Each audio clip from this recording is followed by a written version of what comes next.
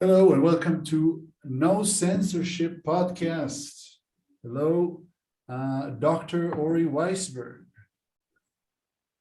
Hello. Hello, Good how to are see you? you. Pleasure to Shavua see you tov. too. Shavua tov. Well, yeah. Well, how do we know each other? So, Well, I think you invited me, so you should say. okay. Well, Ori was one of my professors in my English degree. Specifically on my writing course, which my writing and my translation course, okay, which both of them I enjoyed very thoroughly and fully, I have to say. I think two of the best courses that I had English-wise in my degree. And yeah, so I decided to contact you, okay, after I think last time I contacted you when I was a teacher, and Yeah. just host you and see, and just you were a very interesting character, and knowing what you do now, and I think a lot of people would be interested in what you think and what you have to say, because it's backed up with a lot of information and research, which I thoroughly enjoyed and enjoy at the moment. And yeah, that's how I would present you. Definitely. Well, I feel presented, and it was a pleasure to meet you. Yeah, it was a pleasure to be taught, definitely. So we're going to do this podcast in a certain way. Usually we have a specific structure to it. We start with silly jokes, but I'm just going to put it in the end today. I'm going to let you enjoy non-laughing later, the awkward silence later. It's really dad joke stuff. And we have first we're going to do some more. We're going to deal with the literary stuff with your new novel that's coming out later. But first we're dealing with some things that are going on around the world and people search. So I don't mind even saying it. So we have more views, okay? Because people search for certain things and we want them to have some sort of perspective on these things. And that's why we talk about them. So it starts with that, and then we have, we're going to get into the two literary pieces that you sent me and I read, which were terrific. We're going to have some advice about writing from other people that are trying to write for themselves. And then we'll have jokes, and then we'll have nonsense question section. Nonsense questions. We're just also, it's a comedical podcast of some sort, so we're trying to get these things. I'll try to be funny. I don't know that I'm so good at it. My kids would say I'm not so good at being funny, but nobody's kids do. Yes, definitely. I'd say my dad is funny, but not for me. You know what I mean? Like, I mean, oh my God, Dad, why did it? And then I'm very much hoping when my kids are your age, they will finally find me funny as opposed to just roaming at me. They will. Yeah. Everybody else in the room can be laughing at something that I say, and they'll be looking at me like this. Well, get ready. You're going to have a lot of looks like that on me today, I think, after the jokes. Excellent. Beautiful. And yeah, let's start with a little bit of common subjects. I saw you change your profile picture on Facebook to one with the flag of Ukraine. Right. Why'd you do that? Well, I actually did it somewhat as a joke because I had just posted, as the invasion was beginning to unfold, Ukrainian flag profile pics in 3, 2, ... because it was so expected. And it seems like such a sort of shallow way of connecting to something. But on the other hand, I don't know that I should judge it. I think if it spreads awareness, it's a good thing. So I figured I should do it as well. I usually don't do that. But I can say that as opposed to other crises where people have, immediately changed their profile pics in sort of expected ways and all together. Like when the attack happened in Paris at that kosher grocery store on the same day that they hit the magazine for posting cartoons of Muhammad, everybody put up a profile pic all of a sudden. Je suis juif. Je suis juif. Everybody is saying it. Non-Jews as well. I am a Jew. Which, you know, it seems like a little bit, I don't know if you know the old movie Spartacus. I am Spartacus. It's a way of showing solidarity. But within like 6 hours, the entire ecosphere of Facebook was turning that into all kinds of jokes. Like, you know, there are people who are still lying dead there, and people are writing, you know, je suis juif, and then somebody's like, je suis guy in a deli, because they were killed in a deli, and je suis journalist, je suis this, and it went on for weeks, all these things. So there's something that's sort of trendy and fatty about it. And I didn't participate in that, except for to mock it a little bit, but not on that same day. A few days later, like, guys, can you really knock this off? But I have to say, this invasion hit me differently. And there are many reasons for it that I've been trying to figure out. First of all, it raises some very interesting questions, because sanctions are not helping people who are dying right now at this moment in the streets of Kyiv. Sanctions aren't going to help them. They might eventually rein things in, but they're not going to help them. So my question is, we have all these advanced air forces. Why aren't we just bombing the Russian columns at the border? Not going into Russia, but keep the supply chains and the weapons from going into Ukraine, at the Ukrainian border. That's something that is tactically doable. And when I've talked to people about this, and I've been arguing with friends who know more about this than I do, I'm not a political scientist. I am not a strategist. I'm not a historian of European politics, but their reasons seem to be multiple. Number one, it's not a NATO alliance country. If it were a NATO alliance country, they would act. But Ukraine wanted to be part of NATO. And one of the reasons Ukraine wasn't part of NATO is because Putin was threatening to invade. So that was postponed and taken off the table to keep Putin from invading. But now he's in. Now he invaded anyway. So why can't NATO act now? And there are all kinds of reasons for it that are technical, that are important, because you would need broad support. But the more interesting one, what is really behind all of this, is Putin has nuclear weapons, and we don't want World War III. Now, why is that interesting? Because based on that rationale, he can do whatever he wants.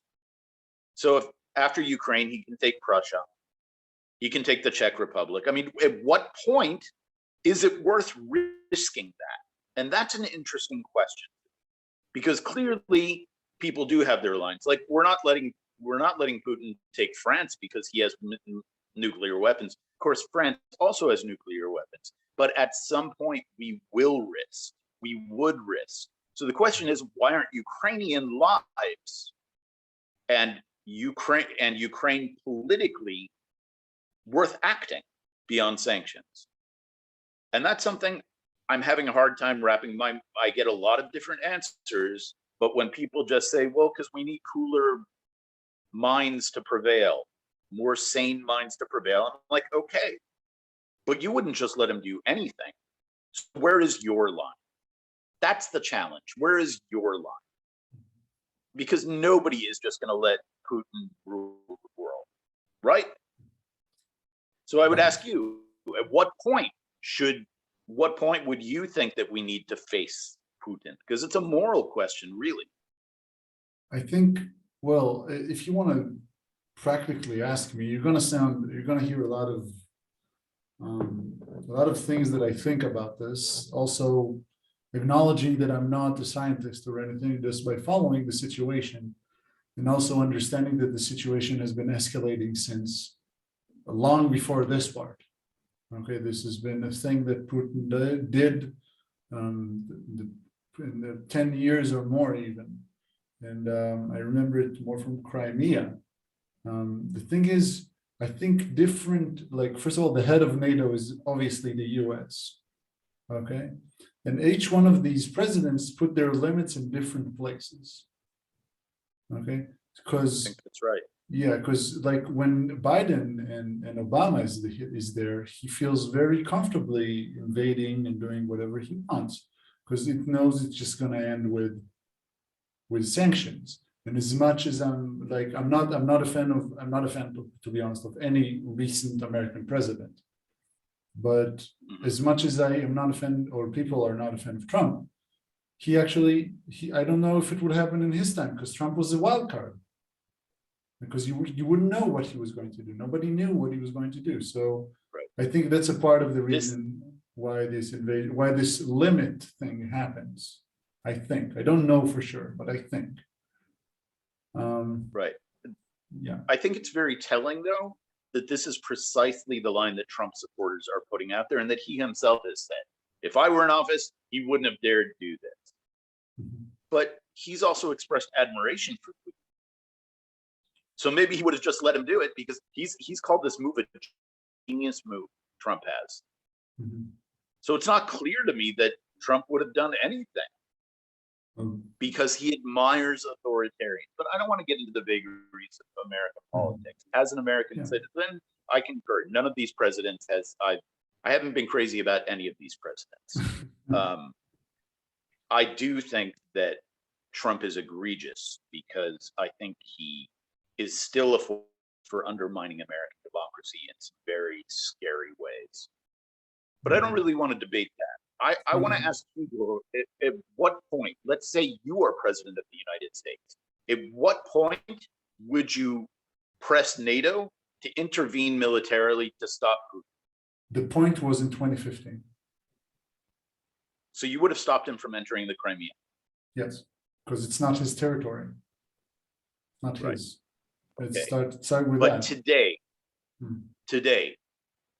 would you intervene to protect Ukraine? Would you deploy forces? I would say, yeah. What's on the table? What's on the table right now, or not on the table? But what's at least being discussed is whether it's worth the risk to establish a no-fly zone. Would you establish a no-fly zone? I would establish a zone. I'd say the sooner I knew that the Russian forces are deploying in the border, I would put mine over there too. Definitely, that's what I would think. I know it's a big risk. But you're not it's afraid. a world war, but that's what I would. The moment I see a person coming into a war because of the free will of the country to join NATO, which is openly one of the reasons. Yes, I think it's a good point. It's a good place to stop. But like, as I can see it, because I can see this, like, for example, I know maybe it's not comparable, but if you go to World War II, and everything is easier to analyze when it's about Hitler, but when you see a person that is practically a dictator getting into another country, and everybody's like being loosened up and more loosened up. And I remember the prime minister of Great Britain before the war came up with this document, I stopped the war, stopped from war to occur. And that's really not, sometimes it's inevitable. Sometimes you got to put your foot down. Right. This is the second reason that I think I've been so engaged in what's going on there. Mm-hmm. And it's raised a lot of questions for me, because I think about World War II as well. Look, my family, part of it comes from Belarus. So that region, my family's from the Pale of Settlement, which part of it was in Ukraine. And then there's World War II. We didn't have the kind of air warfare technology in 1939 that we do now. But if we had, and knowing what happened afterwards, I mean, think about bombing the Panzers coming into Poland. Would we have done that? I don't know. Would I have wanted to have done that? Sure. there's also a long-running debate. How come the Allies didn't bomb the railroad tracks going into the extermination camps, right? Yes. And there actually are answers to that. It wasn't as simple to do as people assume. In other words, people make an ideological point out of that see, nobody cares about the Jews. And it was much more complicated to do than people give it credit for. And the decision was more complicated. It doesn't mean that I'm happy with it, but it wasn't so simple that they could have done it and they didn't do it, and because of that, millions of people died. It's more complicated than that. But the point is that because it's happening where it's happening, and because of those questions about World War II and military intervention on the side of humanitarian causes, it bothers me more there than people have been saying, well, is this going to embolden China to finally take Taiwan? And I don't care as much about Taiwan. And I'm not comfortable with the fact that I don't care as much about Taiwan. I don't think that that's okay. This is a question that I've asked about Ukraine as well. Is it that the farther east you go, the less European you become? Is Poland European enough to intervene? Well, maybe, maybe not, but certainly nobody's going to let Germany be invaded. So Germany is definitely European enough. And I have a real problem with that. And yet, I will tell you honestly, I would not be as engaged emotionally with this if it were China in Taiwan. And that's not something that I understand or am comfortable with. And I think it's important for us to ask those questions of ourselves. Where do we get emotionally and intellectually invested in particular world events, and where don't we? I mean, this question is raised a lot about the Uyghurs in China. Why do we let the Chinese continue to practice genocidal policies against this Muslim minority? There's a big movement in Israel to try and get laws passed to keep Israel from facilitating arms deals with any country that is committing crimes against humanity. And the big test case was 2 years ago, when in Myanmar, they were literally going against a Muslim minority. A Buddhist government was going against a Muslim minority and destroying civilian communities, what we would call anywhere else ethnic cleansing and genocide. And Israel was facilitating arms deals between Israeli companies, the government was, between Israeli private companies to sell arms to the government that was doing this. And there was a lot of protest against it, but they still did it. Again, I don't want to go far into this, but that's the question. Where do we act and where don't we act based on where we connect to? Because we all want to say that all human lives are equal. But I don't think we act that way. And I don't think we think that way. When I say we, I include myself. It's going to sound very philosophical, but and very bad. But I don't think that, like you said, we don't perceive lives as equal because lives are not equal. Okay, maybe they should be equal, but they're not equal. A person in Taiwan is different from a person in Ukraine, is different from a person in Israel, and definitely different from a person in Germany. Right, but different doesn't mean unequal. Would you say that a Taiwanese life is worth less than a Ukrainian life? No, but according to what perspective? To whom?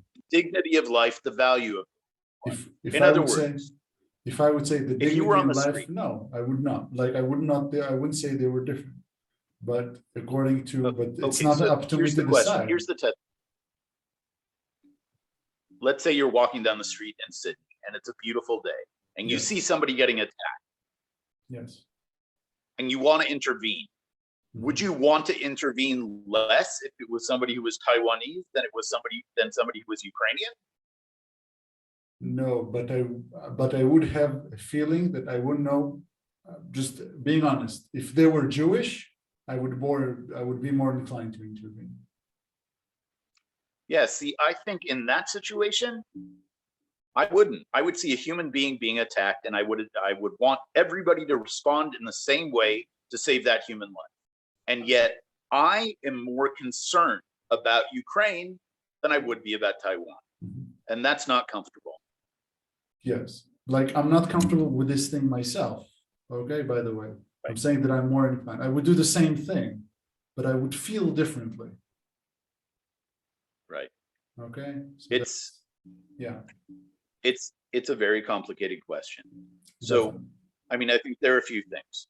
Mhm. At what point do we risk a face-off with Putin who has his finger on a button with nuclear weapons at his, and who's not somebody who we can trust to act sanely, because how we define sanity and sane politics, he's outside that, right? He doesn't fit what we think is acceptable leadership. Now, there's a third issue I want to bring up, that in discussing whether we would support some sort of military intervention on behalf of Ukraine, as you said, NATO is primarily driven by the US. I think that's true to some degree, not completely. But let's say it is. Are we really comfortable with the US being the single policeman of the war, of the world, deciding what's fair and what's acceptable and what isn't, and when we intervene and when we don't? Because people in the US, many of them do think that that's, I mean, there's this idea of American exceptionalism, that in the words of one president, America is the last best hope of the world. And by America, we mean the US. How is that less imperial or imperialist than what Putin's doing? So my point is this: it's not that I think that America is the same as Putin, or that the US doesn't have a right and a responsibility to criticize, but I'm not comfortable with the US making all the decisions unilaterally either. And I would like to see more leadership from European countries.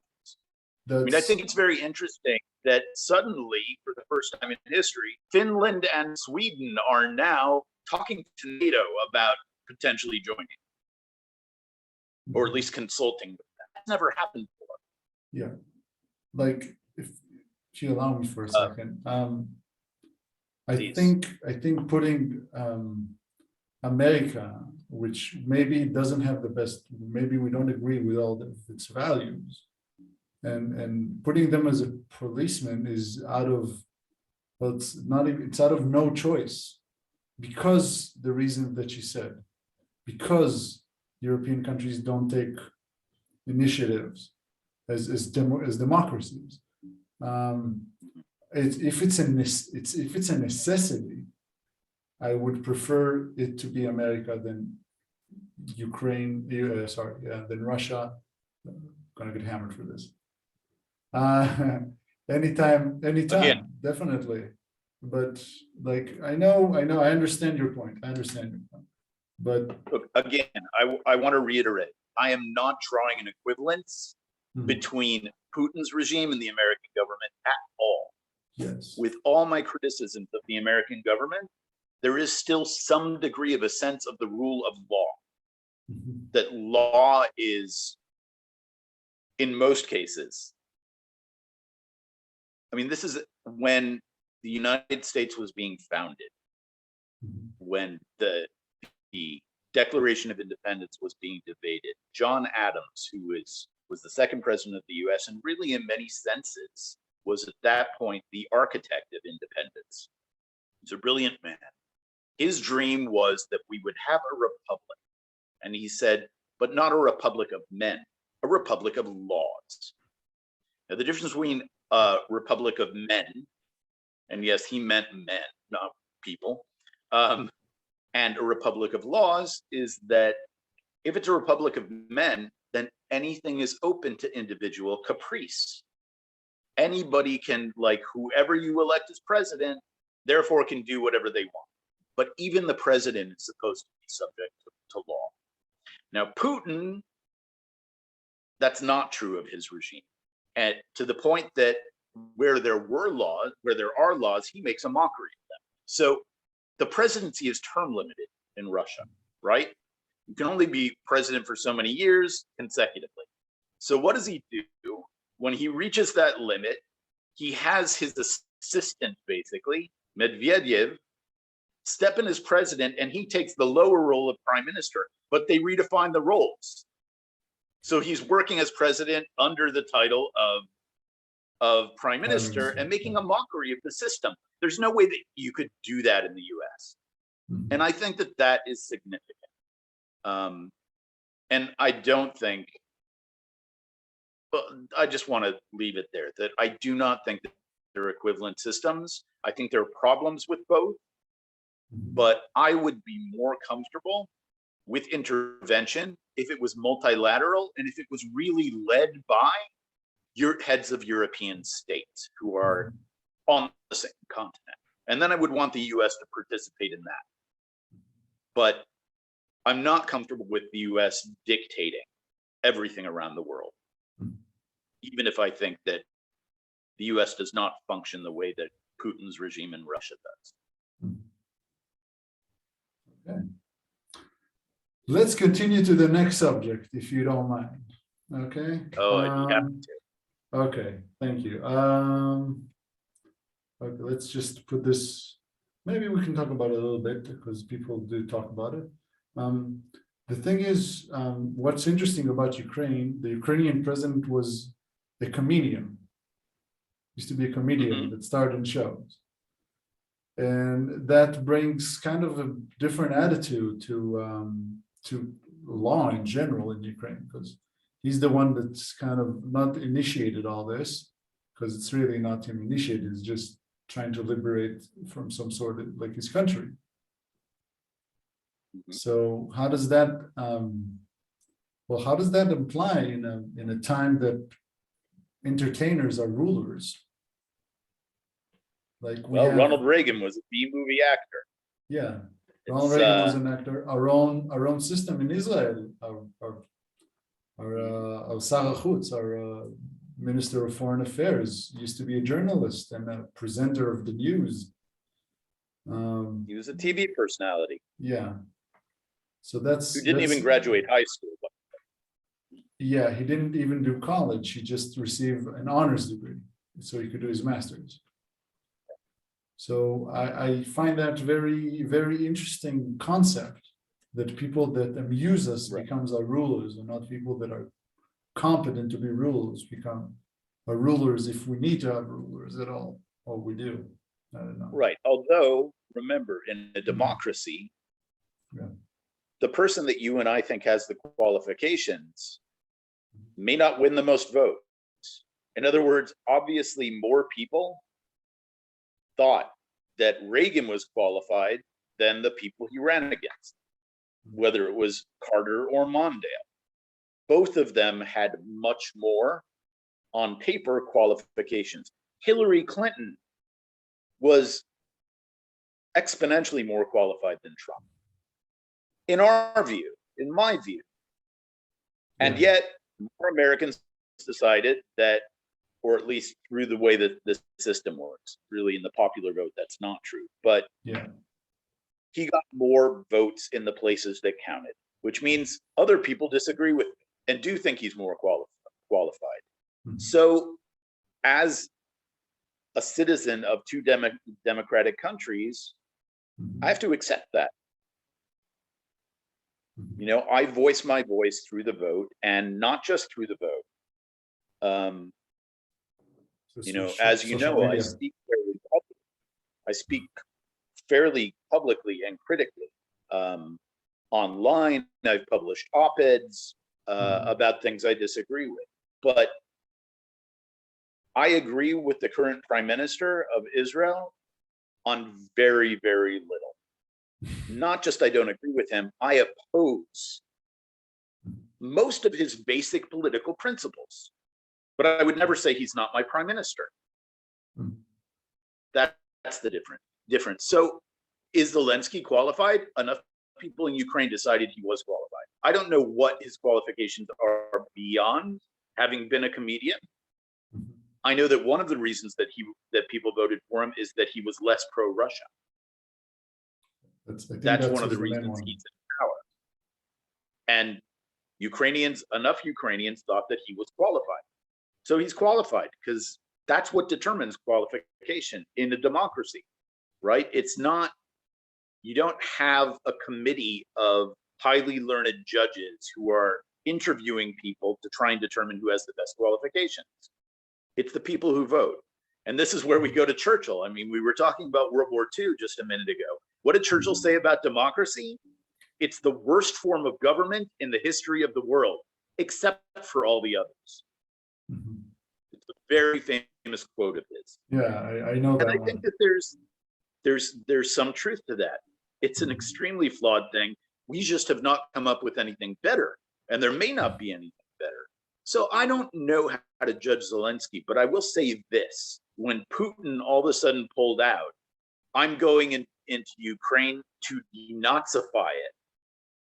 The irony is, how do you denazify a country with a Jewish president? Zelensky's Jewish. Yeah. Both his parents are Jews. He identifies as Jewish. He's not, there's no secret here. So why did Putin pull that out? It actually had nothing to do with that. What it had to do was a message to his own troops. Why? Because it evokes for them what they call the Great Patriotic War. More Russian soldiers died and Russian civilians died in World War II than any other constituency. And what that does when he says denazify Ukraine, it gives a license to Russian troops to fight in a certain way. It licenses them to be ruthless.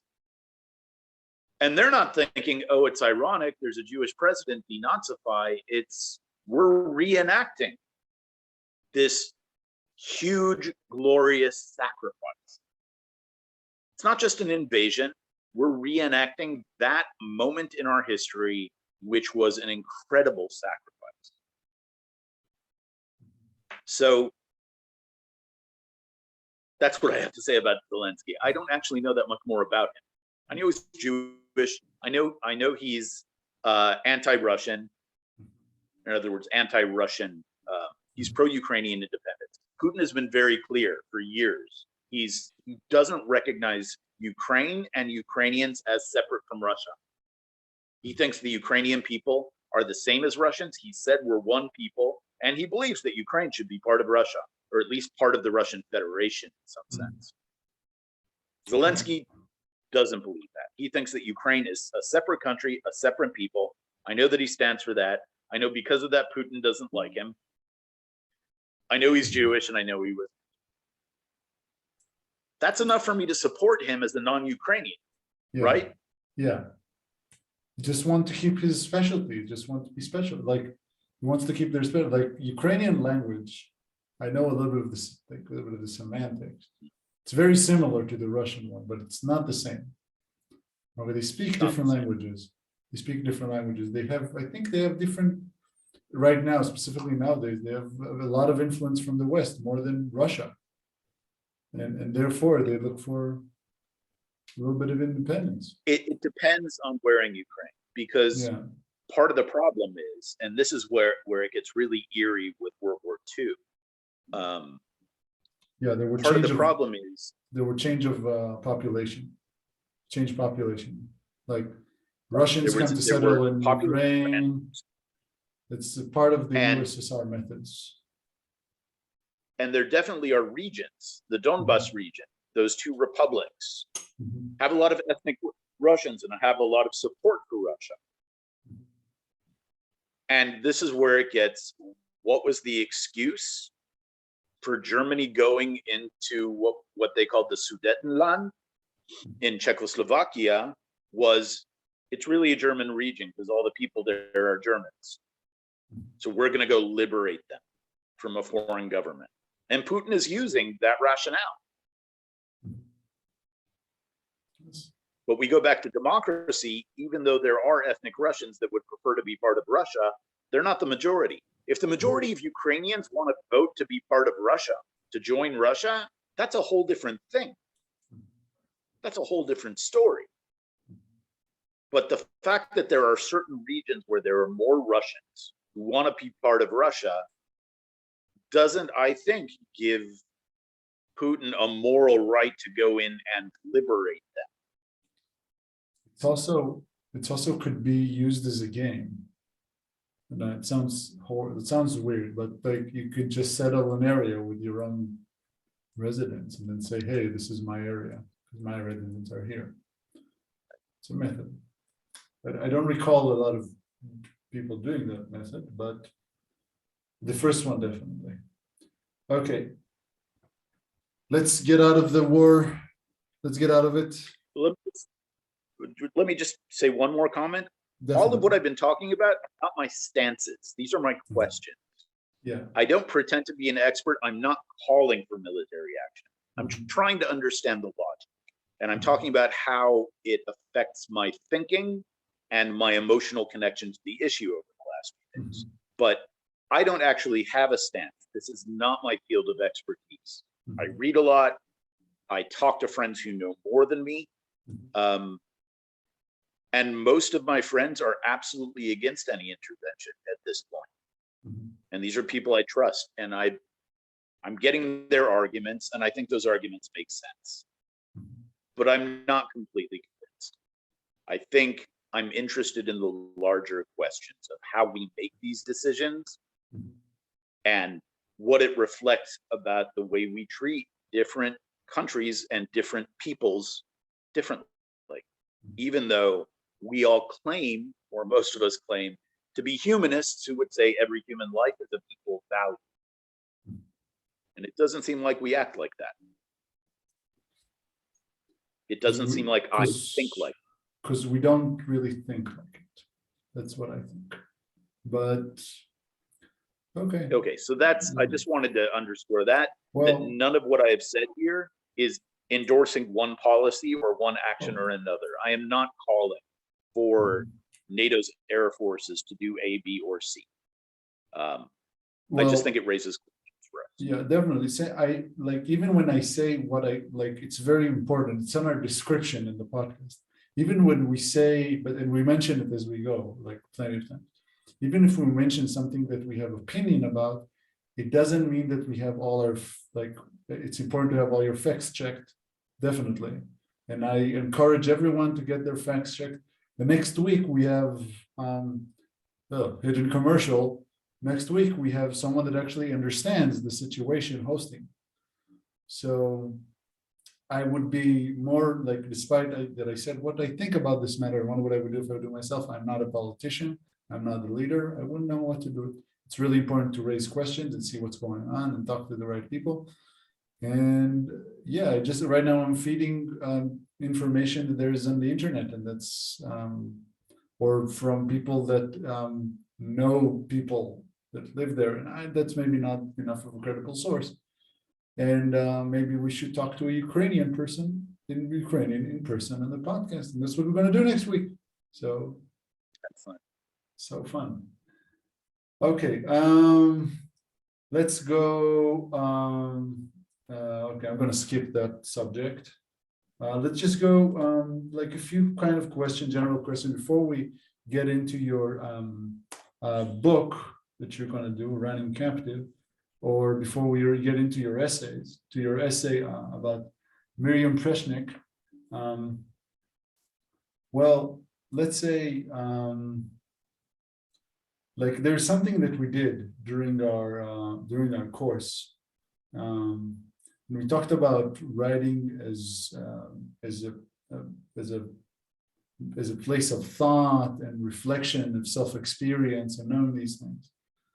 And I found it really interesting that every person that I spoke to, when they read their own production materials, actually had that realization.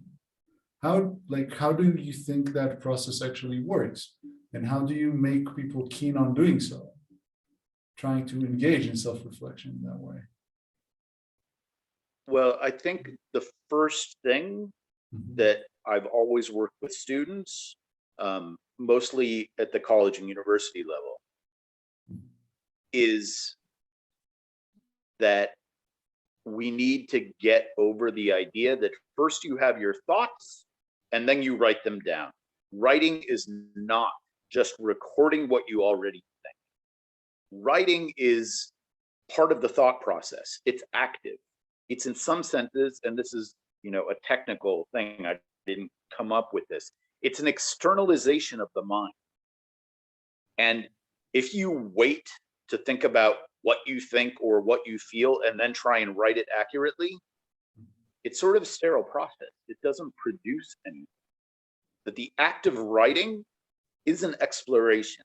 It's part of thinking. And it doesn't mean that it all happens on the page.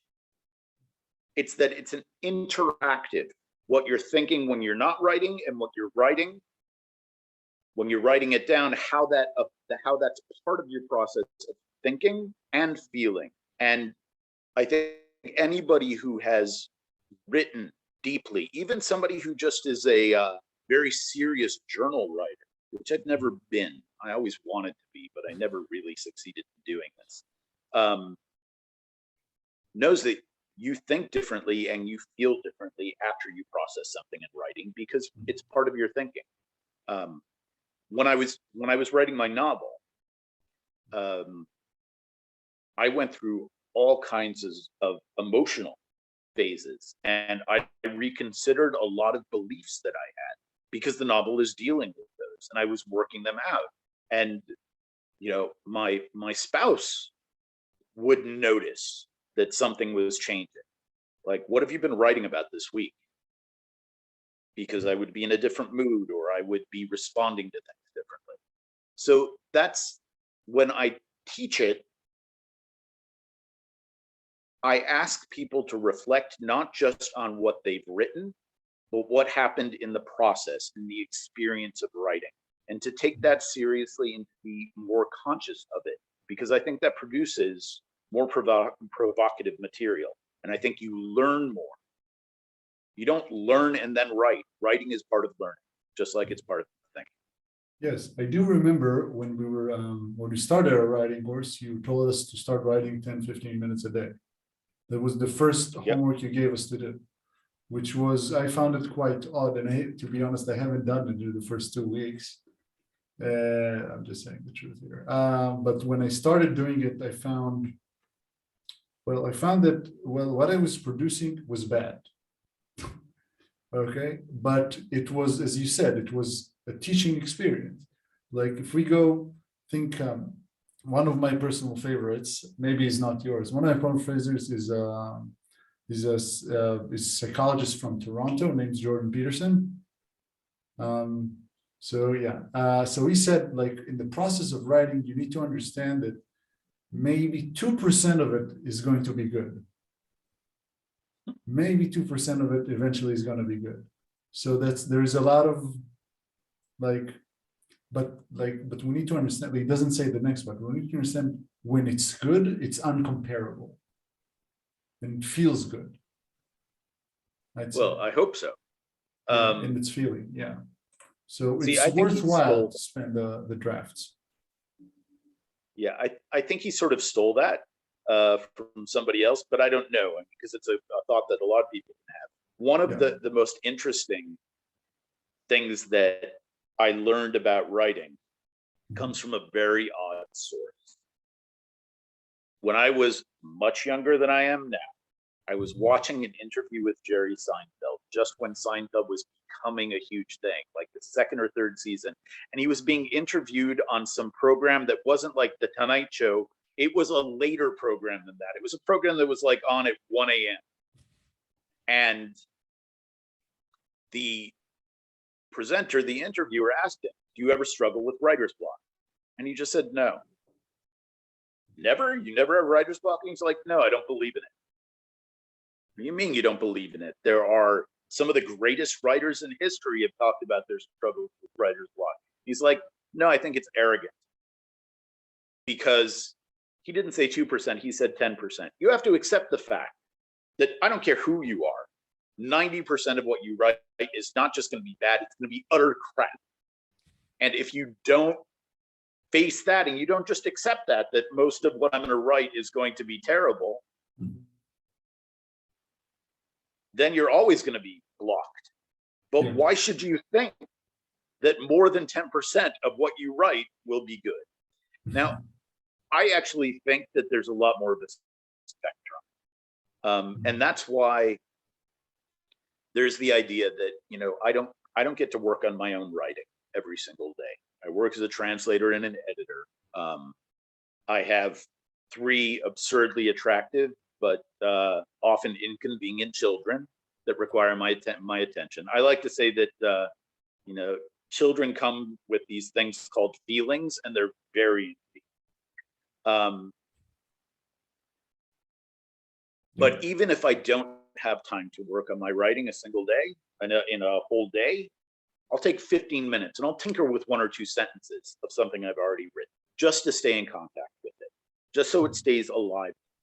Because to go 1 day and then 2 days and 3 days means you disconnect from it. Now, there are ways in which that might be productive for certain people.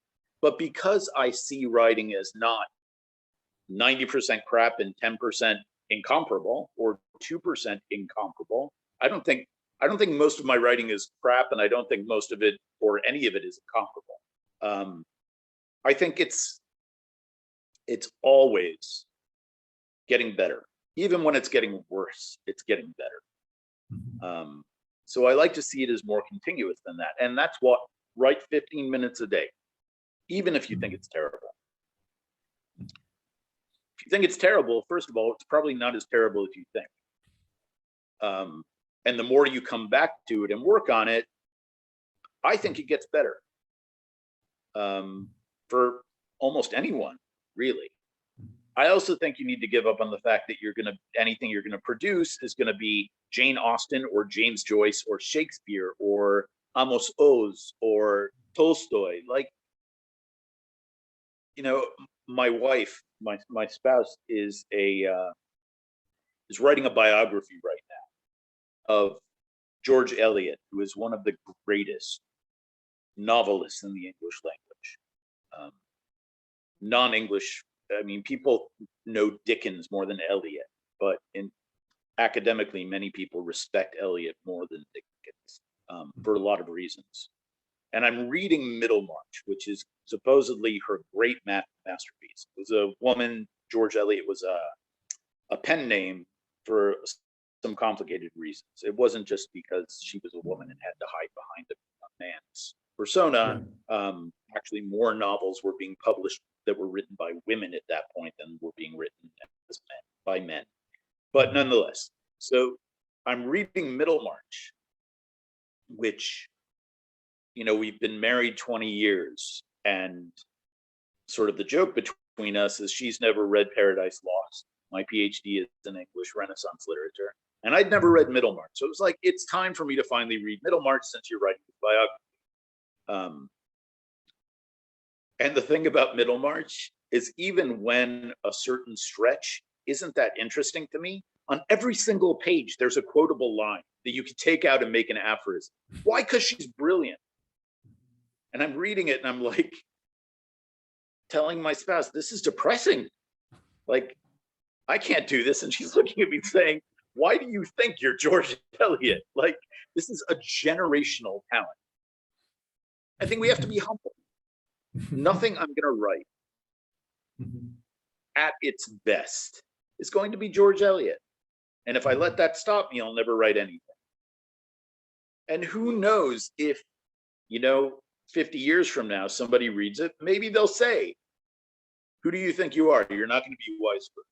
But I accept, whether later on people judge my texts to be great or not, I work with the idea that I'm making them as most the writing that I want to be writing as possible. And that gets better as I work on it. My daughter, who's 11, asked me recently, when is your book going to be finished?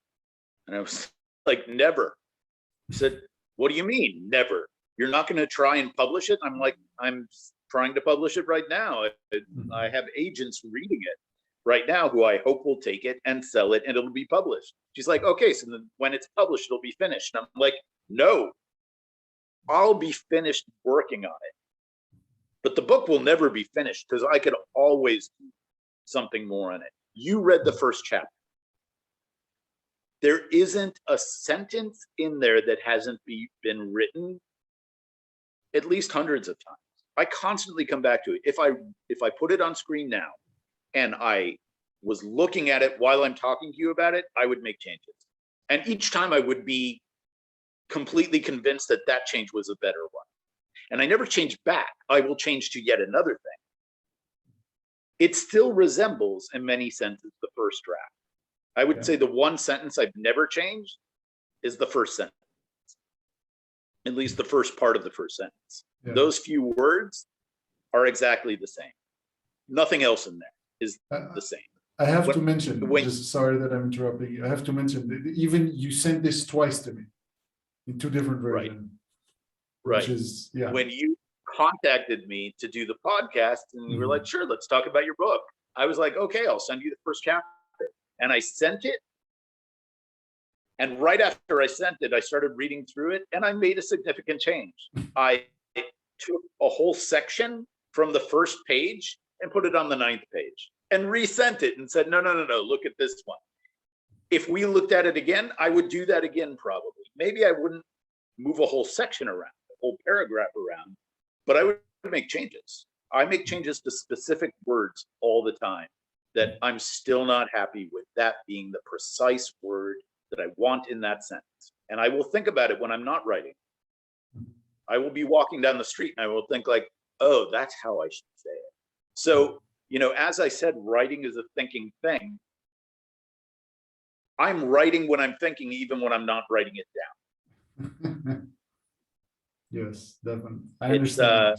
It's an ongoing process. So it'll never be finished. It's a practice. Yeah, I completely, I understand what you're saying. I agree with it. This never ends. Never ends. Okay, so let's just let's just get into it. If we already mentioned returning captive, well, let's start with like we discussed it a little bit before we started this. Maybe you want to give a little bit, maybe you want to give a little bit of background to this book, Returning Captive. What is it about? A little bit, just in a couple of sentences.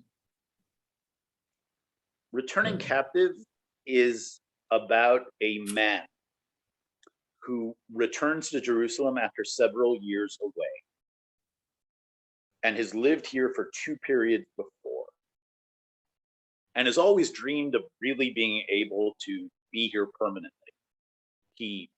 When he was young, he came here, he served in the IDF and the infantry, the army. Then he came back after leaving for grad school for 2 years. And now he's been offered a post at Hebrew University and he's given up his post in the US that is in many ways much more comfortable. And he's coming back to buy a house to live in because he has a little bit of inheritance. And he's walking along a stretch that has always been a favorite stretch of his between the neighborhoods of Baka and Katamon in Southwest Jerusalem. There are railroad tracks. He's walking along the railroad tracks. And all of a sudden he hears a noise and he sees a house he's never seen before, even though he was sure he knew every inch. This was like a regular place that he walked. And he goes and he falls in love with this house. That's sort of this little weird house surrounded by garbage, and he ends up buying it. And that night, when he's considering buying it, he goes back and he starts hearing strange sounds. So what develops out of this is the primary timeline is from Passover 2005, when he first sees the house, to Passover 2006. And what happens in that timeline is that these disturbances build and build and build, and he can barely sleep there at night. They're terrifying things. He hears explosions that nobody else hears. He hears tapping noises at weird rhythms that he can't understand. He smells cooking smells when nobody's been cooking there. There's a very unsettling scene where he gets up in the middle of the night, and it has this It's this very strange house because it seems like a poor person's house, but it has this really elegant tile floor. And the tiles seem to be becoming dislodged and gets swallowed up in the floor. And wakes up then, he passes out and he wakes up and he's lying on the floor with a big bump on his head. So he can't live in this house. So what is that sort of on the surface, right? That's the what we call the outer story. The inner story is how his love for a place has drawn him back, even though he's not comfortable there. And it's a haunted house, or a potentially haunted house. He doesn't actually know. That's a whole nother side of it. But the idea, it's a haunted house in a haunted city. Because even though people don't think about it, Jerusalem is the most haunted city in the world. It has been the focus of history in so many periods over time, going back, some people say 3,000 years. So if there's a city that's haunted, you know, people think about haunted houses, they think about England and America and these big mansions that are creaky and creepy and weird. Those are the haunted areas. There is no place on earth that is as haunted by history, and a history of conflict and struggle and devotion, right? If something isn't important to you, then you're not going to be haunted about it. Jerusalem has inspired more devotion than any other city in the world, at least in the West. A fun fact that people don't know, Abraham Lincoln was sitting in that box in the theater and turns to his wife, and he's thinking towards another 3.5 years when he finishes his second term. And he says to her, "There is no place on earth I should like to see more than Jerusalem."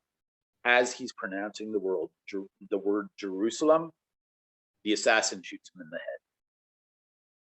It's the last word he spoke, was Jerusalem. This is Abraham Lincoln. So there are all kinds of levels of haunting that go on here. It's the haunted house and the haunted city. And the haunted house is in some senses a microcosm of the city, because he tries to understand the background. And readers find out the background of the house. He doesn't find out everything about it, and he gets some things wrong about it.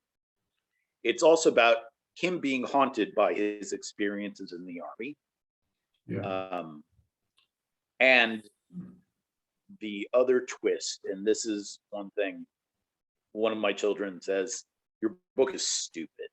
Why? He's 38 years old. He desperately wants a family. There's a woman he loves who loves him, who's this phenomenal woman. And he has betrayed her, not for another woman, for the city. She will live with him anywhere in the world but here, because her family, or part of her family, she's half Palestinian, half Italian, fled this city in 1947-48. Not just the city, these neighborhoods. She says, "We can have a Jewish home, the kids can be Jewish, I'll live with you wherever you want, we'll keep all the holidays, kosher, we'll keep Shabbat, anywhere on earth except for Jerusalem." And he picks Jerusalem. So he's haunted by that choice as well. So there's the haunted house in the haunted city. There's his personal. It's the neighborhood and what specifically happened here. So there's the haunting of the city going back thousands of years, to which he's very connected to. He's a scholar of rabbinic literature, and he's working on a book on demons in Talmudic literature. And he starts thinking maybe there are actually demons here. And what do demons represent? So he's haunted by his choice to leave a woman for a city, a choice he doesn't understand. And he's haunted by unresolved traumas from what he did in the infantry and what he saw in the infantry during the first Intifada. So that's the book. Well, how do you see yourself in the character of in Ben Zion's shoes, in the main protagonist? Right. The protagonist is named Benzion Paris. Yeah. Benzion means son of Zion. And it's a name that was given him by his American parents. So he grew up, his childhood was in the American Midwest, and he had this, he wasn't Benny, he was Benzi. And people couldn't even remember how to pronounce it. So he had this strange name, and he never felt at home there. How do I see myself in him? Well, there are certain aspects that are taken from my biography. I grew up with the name Ori in America. Corey, Lori, Ori, what? So I thought I would solve it by moving to Israel in my teens. I moved here when I came here the first time when I was 16. And what happened here? Here, everybody calls me Uri, not Ori, because it's more common. So it didn't really solve things. So there's that dynamic. There are a few other dynamics, but I would ask this. I want to turn it around and ask you, since you know me, what aspects of Benzi reminded you of me as a person? Well, basically, you mentioned it's more reflective also in the second essay that you sent me, but the army part is very evident. Okay, the trauma army part is very evident in the way you see him and the way you see yourself. Where did you see the army trauma, Jeff? Wait, specifically, where did you see the army come up there? I don't, like, it sounds really horrible. It sounds really, really unprofessional, but I don't even remember it. I saw, well, the conflict between, I feel like I didn't feel like that was in you, but I felt like there was a specific conflict between Israel and the US, because you are American and you do live in Israel. So it's like, it's odd because, like, I feel it here in Australia, like in Israel, you're not really Israeli, and in America, you're not really American. So right. that's definitely evident here. I don't know. The place where the army comes up in this chapter, it comes up specifically, is when he's walking at night to go back to see the house. The same day that he sees the house in the opening scene, really in the third paragraph, he comes up to the house. That night, he can't sleep, so he goes to wander the neighborhood, which he loves wandering at night. It's something he's always done. Yeah. And on the way back to the house, he catches himself turning around and his eyes going to sweep balconies and rooftops. It's a habit he's never shed. It's like he's on patrol. It's embedded in his body. When he's walking alone, he'll walk down the street and he'll turn around. He's alone at night. It's not if he's walking to a dentist appointment at 3 p.m. But if he's just strolling alone at night, he'll find himself just turning on his heel and checking rooftops and balconies and windows, which is what you do when you're on patrol in a civilian area, because that's where somebody could be targeting you from. And he catches himself doing it, and he knows he does it, and he can't stop. Yeah. Also, the mentioning of it's an intifada times, like just after the intifada. Okay, and you mentioned that you had to deal with civilian population in Gaza specifically. So I think that really involves that, and the fact that he ran away from the intifada in some point, like from some point, and you had to handle it, to handle something that he didn't encounter in the intifada, but he just went away from these problems, which you don't. You write them down. So that's yes and no. I mean, it took me a long time to write about this. What happens in the Intifada, and there are 2 chapters later in the book where one really tells the story of a day being a squad commander in the infantry on patrol during the first Intifada. He's returning to Jerusalem in the present of the book, right as the second Intifada is ending. But he had served in the first Intifada. And there's a chapter following that where he's debating with friends whether he should refuse to go back. because this is not what he signed up for. He thought he was signing up. He was signing up for defending the lives of Jewish children in the Jewish homeland after the Holocaust. And he was doing that. But he discovers it's not so simple. And he ends up not refusing. He doesn't refuse to serve there. But it spurs him to start looking at history differently. And he ends up doing his first degree in Israel at the Hebrew University in Jerusalem, and then leaving for graduate. And that's where he falls in love.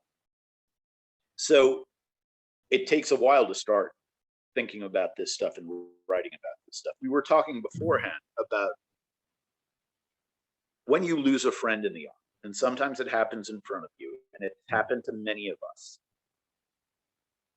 It's a horrible thing. But it's something that's right in your face and you generally deal with. There's a process of grief, a process of, it's never completely dealt with, but you're conscious of it. It's the other stuff that you're not fully conscious of. The stuff about just the moral conflict during a regular day on patrol that embeds itself, or at least with me it did, that I wasn't even aware of, the degree to which it would come back. And writing about it brought it back even more. But it's not right in your face. It's just getting through that day. It's about, one of the things that I repeat in that chapter about the Intifada is when you're a squad commander in the infantry and you're on patrol, the one thing that you don't want to do ever is meet any of your soldiers' parents. Because if you meet your soldier's mother, it means you failed to get him home safely. And that puts you in a very strange position because he's walking through on this patrol, thinking to himself, all of them have mothers. All of them have mothers. And it is his first responsibility to get them home safe. It gets complicated when all of a sudden you have this other civilian population that doesn't want you there, and you're looking at these kids and you're thinking, don't they have mothers too? That conflict writes itself into your body, really into his body. That's why the first real reference to his background in the army is when he's walking alone at night and he catches himself turning around and looking. It's a bodily response. It's been written into his body, not just his mind. And it's harder to face those. It's harder to untangle those things. It's in some senses, well, it's better if that's all you have and none of your friends die. Definitely. I can't. When they die in front of you, you deal with that. Yeah. You deal with it. It's right there. You know about it. You think about it. You grieve. Maybe you don't deal with it so what? Maybe it takes 2 years, but at least you're conscious of the fact that it's hurt you or that it's affected you. This other stuff, it's day after day after day, and it gets written into your body. So that's one of the things that's dealing. Yeah. It actually leads us to another, to the other part, to the other essay that you wrote about Miriam Preczyk. Perzyk, yeah, Miriam Perzyk, which you described the basically the loss of a friend actually influencing a personal relationship that you might have wanted, but was sort of, let's say sort of you couldn't even get yourself to a point where you could explain what you have lost or what happened. Right. The person who was killed was not a friend of mine. He was somebody I knew, and he was sort of a persona. And I wasn't there when he was killed. He was serving at a different place when he was killed. I heard about it. What happened, and this is autobiographical, but I want to mark that Bentzi is based on certain aspects of me. but very different from me. You know, if I wanted to quantify, I'd say 35 to 40% me, but it's not autobiography. This other piece that I sent you, Miriam Perzyk, it's nonfiction.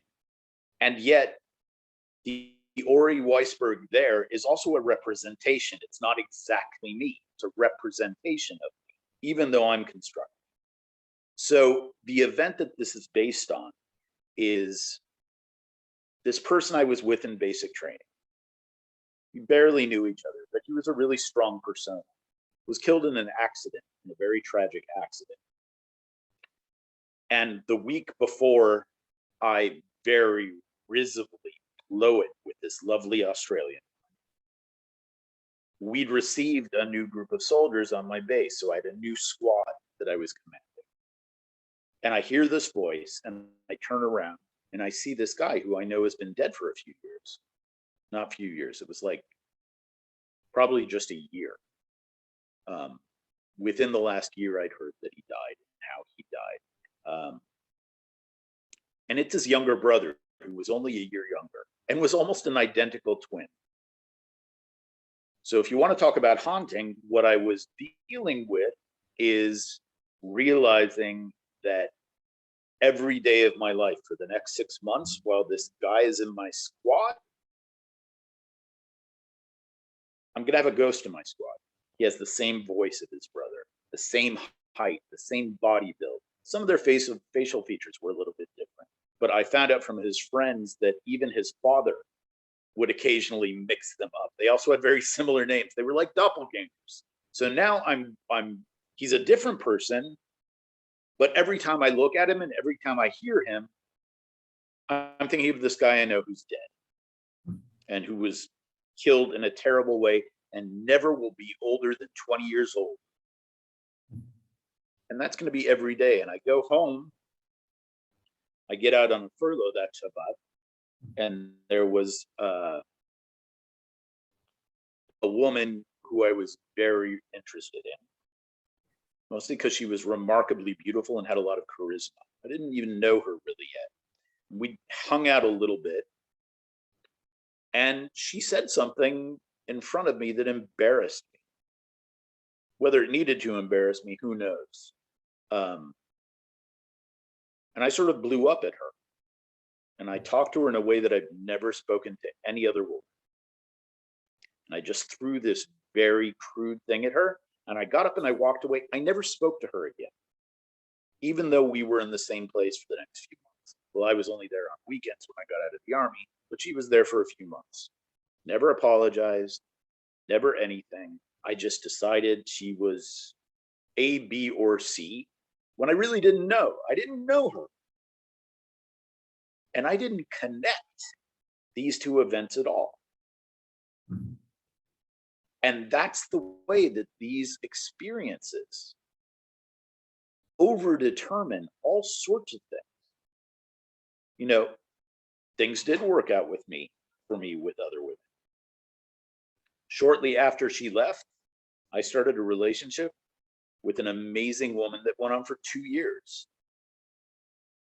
And yet I don't think about that woman hardly at all. It was a satisfying relationship. It didn't end amazingly, but it ended because it needed to. And I've been married for over 20 years to a phenomenal woman who I have a ton in common with. I don't know if soulmate, but definitely a partner in every way, not just a co-parent. We have a lot intellectually in common. We have a lot Jewishly in common. We have a lot ethically and politically in common. And I still think she's lovely. And yet I think about this woman from Australia who I spoke to maybe 5 times, never spent more than a few hours with, and I never even kissed her. Obviously, this isn't because of her. No, I'm not gonna be the therapist, but it's a reflection of you at a certain point. It is. Absolutely. It's a reflection of you. Absolutely. So, but there is something when you write autobiographical fiction, there is something, if not therapeutic, because sometimes it doesn't make you feel better, sometimes it makes you feel worse. There's a similar kind of trying to uncover and tell yourself and discover the truths of what's going on. Because in that moment, I would not have connected what happened that week to how I spoke to her. And I would never have connected what happened that week and what had happened to me in the previous few months. The fact that I never just went and said, by the way, I'm sorry. I really shouldn't have spoken to you like that. Yeah. And I hope you have a good time here. I'm going through a lot of stuff. It's not your fault. And I shouldn't have spoken to you like that. And I'm sorry. And I'm sorry that, you know, it's at this point probably not going to work out with us. Yeah. Although who knows, maybe she would have forgiven me. But she was never going to be my life partner. She was somebody I knew while I was in the army who I was attracted to. Yeah. And she seemed like a very interesting person. But that's it. Yeah, like I know, but I found this very, even it makes you feel worse. Sometimes the writing makes you feel worse. I still finding it if it's reflective, maybe at that moment it makes you feel worse, but later on it will not, and you realize something. So it does make it better. That's the theory of psychotherapy and psychoanalysis. Yeah. But I can say this, I've been in therapy. I've actually been in psychoanalysis.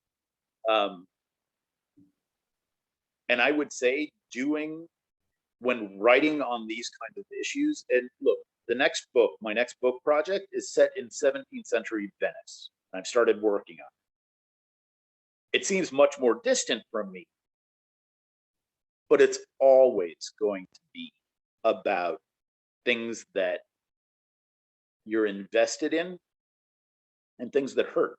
It's always going to be about you. So yeah, this 17th century lute playing Jewish alchemist in the Venice ghetto is in some senses as autobiographical as Benzion Paris in my novel, and as Ori Weisberg in this non-fiction essay. So when writing, while in therapy, they do complement one another. And they can complement one another in a therapeutic process. But writing itself can be therapeutic. It's not always. It doesn't always affect the catharsis. Sometimes it just brings it up. And then you should go to therapy and deal with it. But nobody should think that they can, if you feel like you need to be in therapy, don't think just writing in a journal every day is going to be enough, because it won't. No. That's what I want to say. Yeah, but let's get up the marketing person within me. Okay. I used to work in marketing for a couple of years, by the way. And I know that's something that your probably agent has asked you, but who do you think these kind of, let's start with returning captive. Who do you think this is addressed to? Who do you think would be a fit audience for this kind of book? I think there are several overlapping audiences. Agents want you to pick one. I would have thought before I started the shopping process, shopping the manuscript, that it would be great if you could describe 5 ideal readers that represent different audiences, because that means it has a broader market. They actually don't want that. They want you to pick one, just as you did right now. Who's your target? Which I think is sort of limiting, because I purposely am writing it in a way that I wanted to appeal to different audiences, because I have different audiences within me. We're all complex beings. Okay. I feel like I need to explain myself. If I had to pick. Yeah. No. So the question isn't who I wrote it for. If you're going to talk from a marketing perspective, I think the real question that I've asked other people in the industry who I know, my contacts, is, well, if these are the 5 readers I'm thinking of, which one represents the biggest audience? And I will write the query letter based on that. And I will tell agents based on that. Because it doesn't matter to me. I just want to write the book. Any of those 5 would be great. So it's people who like literary fiction, who like cross-genre literary fiction, right? Because it's a haunted house story. It's about the mystery of what's going on in the house. But haunted house stories are never just about a haunted house. And it's literary in the sense that the point isn't just how creepy does it feel to you when you're reading it. That's obviously not the point. So cross-genre literary fiction, people who like reading literary fiction that is dealing with both popular and less popular forms and ideas. It's definitely written with Jewish American readers involved. And the idea of those Jewish American readers that feel some connection to Israel, but are very ambivalent about it. It's also directed at more committed Zionists who, and this isn't about the commitment, it's that I feel like we don't tell ourselves the truth enough. I feel like we don't tell ourselves the truth. I'm right now speaking to you from the apartment where I wrote this book. Right underneath me was once a Palestinian home. Everybody knows it was a Palestinian home, but it's not called that. It's called a Bait Aravi, an Arab house, but not the house of an Arab. It's an Arab style house, when actually it was a Palestinian home. And what most people say, even people on the left here, they'll shrug and say, look, war happens. People get displaced. But they don't know the specifics of what happened in this neighborhood. And I think we need to face those things. Doesn't mean that I think that we don't have a right to live in this neighborhood, but I think we should know what happened here and what we did here and what we benefit from here. So it's definitely addressed to Zionists who I want people to be, I want us to be telling ourselves the truth. It's also addressed to people who are not necessarily Jewish, but are trying to understand the complexities of life here and of the history. How did we get here? So people who are interested in the Israeli-Palestinian conflict, and one of the things I say in the book, and this is very autobiographical, most Zionists, when they talk to me and they read my writing, they think I'm an anti-Zionist. Every anti-Zionist I know thinks I'm totally a Zionist. Now they say when you are making everybody uncomfortable, you're doing something right. The problem is that doesn't actually work for selling books to an agent, because you want to attract people, not annoy them. And this book is really written to disturb in some senses. And I want people on both sides of that divide. And again, I think it's more a spectrum, but I want there to be uncomfortable things for everyone. So I think the truth is uncomfortable all around. And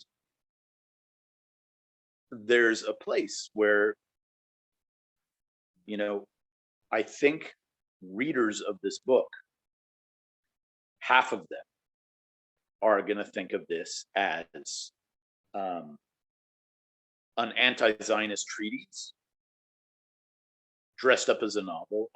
I know that there will be readers or people who probably won't read it, but will read a review of it if it is fortunate to get some mainstream reviews, which is not just my hope, it's my intention.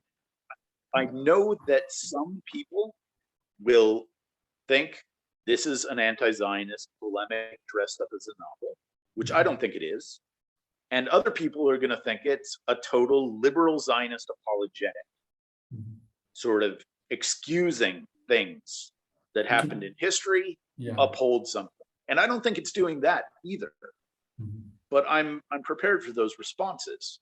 So ultimately, I want this novel to participate in and push forward a certain kind of conversation. without me having, I don't have an agenda in the sense that I want everybody who reads the book at the end to believe in this policy. It's not a political treatise. It's not pushing a political platform. I have very developed principles and beliefs when it comes to politics here, but I'm not trying to sell them through the book. I want the book to be part of pushing a conversation forward into a new place. It sounds very ideal. This is what I felt when I read the first chapter. I didn't feel it was anti-Zionist. I felt like the protagonist is in trauma state, in a state of trauma. That's how I felt. I felt like you mentioned it earlier. This is like this I felt. I didn't feel like he was anti-Zionist. I didn't feel any or pro-Zionist. Just a person that was speaking about their experiences, and these kind of experience can cause a lot of doubt in what you do. Okay, it's natural. It's not. I think it's an opportunity for you to, if you don't support this, if you don't support Zionism or support Zionism, it's the conflict that you're trying to provoke. I think by doing so, is trying to make people challenge their belief or deepen it. Research it, make it more profound. See what happens. And not only on the level of Bentzi has, like I had, like the voice in that autobiographical essay had, is implicated in history because of things they actually did, what we did, and we live with those things. But it's not just that. We're implicated in history that precedes us. And this is where, you know, there are a lot of Jewish references, traditional religious Jewish references. As I said, he's a scholar of rabbinic literature. He's sort of between religious and not religious. But when we get to Yom Kippur, there's this phrase that we say that we're not going to stand before you and say, Tzadikim anachnu velo chatanu, that we are righteous and we haven't sinned. Aval chatanu ve'avotenu. Both we, anachnu ve'avotenu chatanu. We and our ancestors have sinned. That weighs on us at Yom Kippur as well. We are all people who have sinned in different ways. And we're dealing with the fact that that we live the sins of our forebears as well. They were also sinners. There's an interesting thing about the golden calf episode in Exodus, in Shmot, that we just read 2 weeks ago, or a week and a half ago, in shul, in synagogue. And in rabbinic literature, there's one source that says that there is no sin that we ever commit that doesn't have a bit of the sin of the golden calf. Actually, the word there is onkia, which is where the word ounce comes from. That there's an ounce of the golden calf in every sin. It's not completely wiped away. Even when you atone for something, it becomes part of you. There's another statement from a different rabbinic source that says all of the calamities and sort of punishments, really, that have come upon Israel have 1/24th of a little bit of a liter of the golden calf in it, meaning we're still being punished for it. Both it's involved in every sin we do, but also we're still being, every punishment that we receive has something of the punishment of something we didn't do. We're implicated in it, even though it happened before we were born. And that idea is involved here. Am I guilty for the fact that I'm living in an apartment that was built on top of a Palestinian home, where 99% sure the people who were living there were not shooting guns at Jews? and they may have been forcibly removed. They may have been encouraged to flee. And the story of what happened in this neighborhood the morning after the state was declared is told in the book. Am I guilty? Am I a criminal for living here? Well, I know somebody who says I am. I was once told online by somebody that if I had any decency, first of all, he called me a Nazi and a rapist. And then he said, if I had any decency, I would take my family and move them off colonized land. Now, here's the kicker. I then looked at his profile. Blonde guy, European name, typing to me from South Dakota. I'm supposed to move off colonized land. And this comes up in the book as well. Like, what is a Jew supposed to do? You know, you're sitting in Australia. Australia is also colonized land. So if you're going to move off colonized land, where are you going to live? Right? I mean, I'm going to have to divide myself into I should go back to Belarus because one of my grandparents was born there. Where there are very few Jews living there for some really terrible reasons, where we were always, even though this town, Belarus, was at 1.60% Jewish, we were always foreigners there. We felt ourselves foreigners, we were seen as foreigners. So this idea of trying to find a non-colonialist existence for Western Jews is a really problematic thing. For all Jews. For all Jews. And nobody is telling Irish Americans living in Minneapolis that they need to move off colonized land. Yeah. So am I guilty for living on top of a former Palestinian home that, in my view, knowing the facts of what happened here, I'm very comfortable using the word, it was stolen. Not only was it stolen, the place where I pray on Shabbat is on stolen ground, in my view, based on my understanding of the documented history. I'm not guilty, but I am implicated. And I have to face those implications to be an honest, ethical person. Doesn't mean that I need to move. It doesn't mean that I need to solve it in this way or that way, but I need to recognize that I have benefited. I've both suffered from violence, from traumas that happened to my forebears, and I've also benefited from traumas that were imposed on other people for my benefit. And that makes it a real challenge. And some people would say, well, how can you live like that? And I have to think that if more of us lived like that things might get better. A few years ago in Australia, there was a famous moment where the Prime Minister, Paul Rudd, he stood up publicly and he apologized to the indigenous populations for some specific events and for, in general, what colonialism had done to them. Did that change policies towards Aboriginals in Australia? I don't know, because I don't live in Australia, but I hope that it did. I hope that it increased consciousness. Just, in my lifetime. Yeah. John Paul II, the Pope of the Catholic Church, publicly apologized on behalf of that church for the whole history of Christian anti-Judaism and anti-Semitism. Was that meaningful? Well, I know that the Catholic Church relates to Jews differently today than it did 50 years ago. So I think it can be effective. And I think if we don't live with knowledge of that implication, it doesn't mean we need to be beating ourselves up every day. But it's about being honest, and I think over time that honesty can move us to a different place. Or at least that's my hope. Yeah, I think, and we also need to, the thing is, maybe it's a question for you.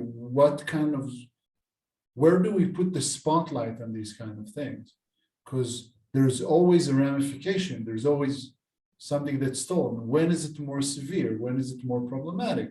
Because I came to Australia. I'm living in on someone else's land. Okay, I'm aware of that. But is it more severe than living on someone else's land in Israel? Where do I put the focus? Where is the immorality? Where people are looking for the guilt or the responsibilities, I'd like to say. Well, And sometimes we I need will to say the other understand that sometimes the responsibility is not always, it's not always upon us. It's not always up for us to approve every aspect of it. Because, well, I didn't steal anything. My forefathers Right. maybe did, or they maybe stole from their forefathers. But for me personally, I don't think that making a generational circle of victimization is not beneficial. Making generational awareness is okay, and putting the spotlight is also okay. Okay, Right. There's also another problem here. yeah. The other problem is this idea that if you recognize the truth and you feel bad about it, Mhm. that somehow makes everything okay. Now you're a moral person. Oh, Feeling bad about it is not a sufficient response either. yeah. It doesn't it's not like, okay, I feel guilty about it, so now I'm a good person because I feel bad. Mhm. Because that doesn't help anyone. It's like, well, I feel sympathy for Ukraine, and I, changed my profile picture on Facebook, Ukrainian flag, and now I feel better about myself because I feel bad about that. It's necessary to cultivate empathy through understanding and to face hard truths, but it's not sufficient. And the question of what is sufficient is an open-ended question that I think we need to keep facing all the time. Maybe humanity will move to a place where we're no longer violent. I don't know. I'm not actually that optimistic about us personally, Mars. but I think we need to try. I think we need to try. And I think if we don't face the truth, Mhm. if that person in South Dakota thinks he can point fingers at everybody else in the world, or maybe just specifically at Israelis, and that makes him a good person without being conscious of what happened there in the land he's living on, Mhm. then I think we get nowhere. Definitely. One of the things that has been brought up to me talking about comparing these, some people say, well, you should have stayed in the US. And that, because colonialism, for the most part, is already accomplished in the US, it's better to live there. Now, I find this to be a very dark position, because as violent as our history has been with Palestinians, and as much as I think we have avoided taking as much responsibility as we need to, even though, look, it's difficult. My kids are all going into the Army in the next few years. So it's not that I don't recognize the threat and the violence. I just think that it comes from a mechanism that we need to change in some way. And I don't have the answer. I really don't. I have an opinion, but I'm not going to give it here because that's not what this book is about. And that's not really what I'm about. But the ugly idea is this: as bad as, even if you take the view that Zionists came in here as colonialists and effected a genocide against another people, an ethnic cleansing, and what we have today is apartheid. These are the strongest terms out there. Even if you accept those terms, we haven't done what was done in North America. 90% of Native Americans were killed. We have not killed 90% of Palestinians, thank God. And not just because I have plenty of Palestinian friends, and not just Palestinian friends. You care about human life. It doesn't matter. I care about human life. Also, here's the thing: people tell me that, well, Palestinians want you gone and dead. And I'm like, you just went to the pharmacy. You had no problem having a Palestinian fill your prescription. If they wanted you dead, they could kill you right there. Put a cyanide tablet in your antidepressants, you're done. Palestinian truck drivers are driving the highways here. If they really wanted to kill all Jews, they could have a coordinated thing where they just create carnage on the highways, crashing all their trucks into cars. They don't want to kill us all the time. But No. my point is this. All the time, okay. To say, or ever, I mean, most of them don't want to kill me ever. Certainly my Palestinian friends don't want to kill me. And colleagues, I have Palestinian colleagues, I have Palestinian clients. Yeah, I'm sure. It's not just an individual thing. They're not sitting around thinking like, how can we kill off all the Jews? Because like, they have to, clean their kitchens and take their cars in for a test and get shots for their dogs or whatever. Like life goes on. People are like a little too busy to be contemplating how to like kill everybody else. But here's the deal. What I want to say is very ugly is the idea that it's better to live in the US because already 90% have been killed.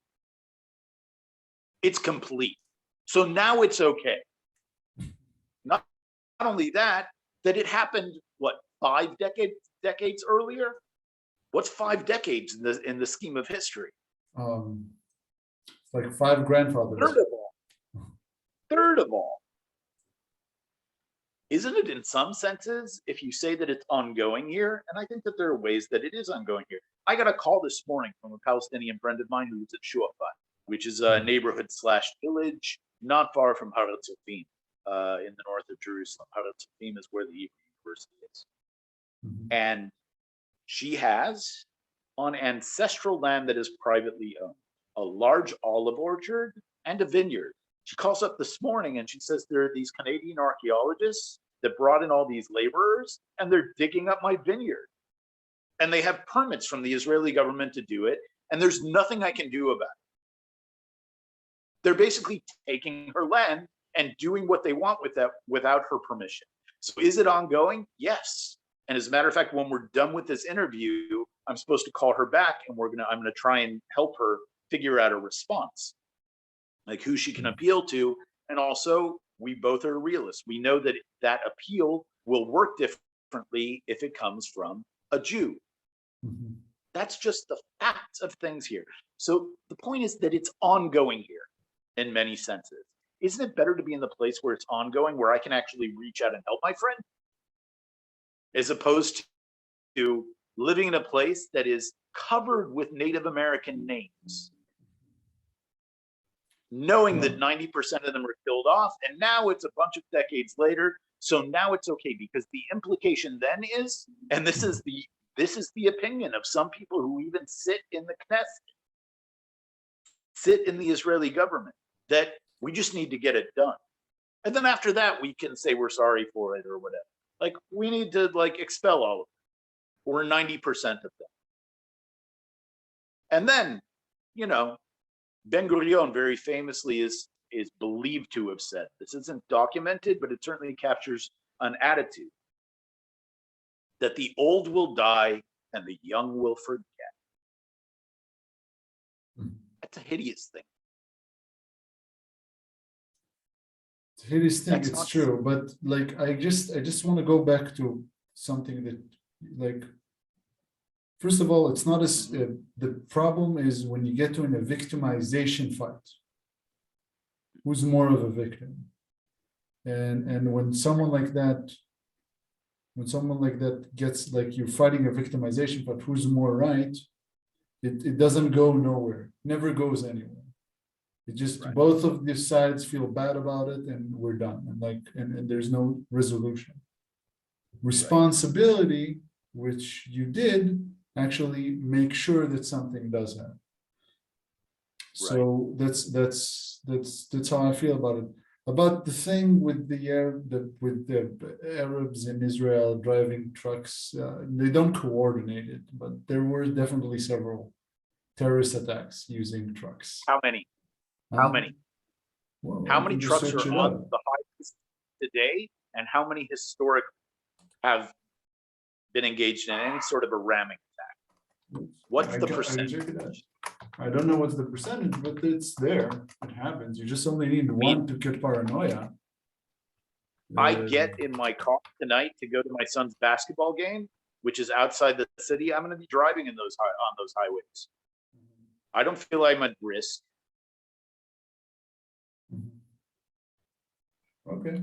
Well, you don't, but some others do, and justifiably sometimes they do, because that's what they see. Like, I don't just definely, but you understand why they see what they see. You understand why they think what they think. Okay, there is, I may have a different understanding of it than you, okay, because I think